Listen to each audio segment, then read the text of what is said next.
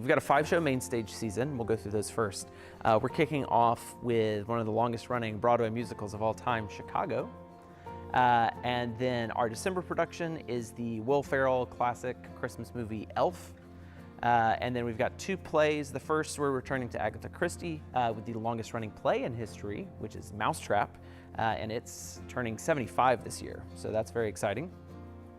And that'll be followed with our guest director, Katie Carr, who's coming in to direct a fan favorite requested comedy set in the 1960s about flight attendants called Boeing, Boeing.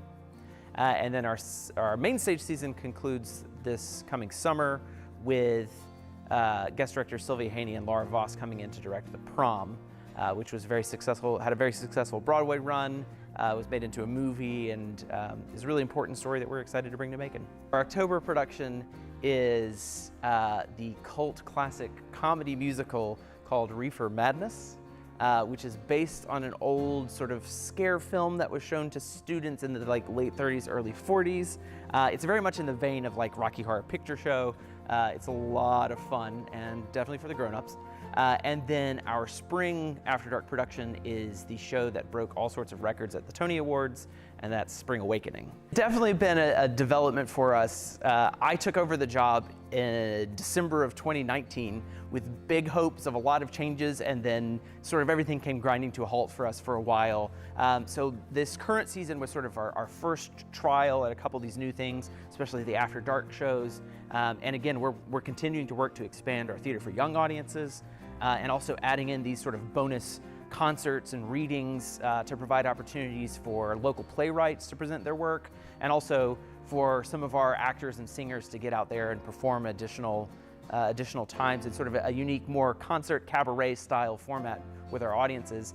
And we've had a lot of positive feedback for it, so we're excited. It's amazing. Obviously this space isn't where we were housed the entire time. Originally Macon Little Theatre was downtown, and this building was purchased in the late 1950s and constructed, finished in the early 60s. And we've been here ever since.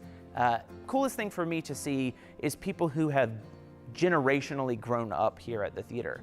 You know, we have actors who are now in their 20s coming back and playing leading roles in some of our main stage shows. Well, their first show here was at 5 years old, working on one of our Theater for Young Audiences piece, or our summer camp experience, things like that. And they just sort of made theater an important part of their life, and continue to grow and grow.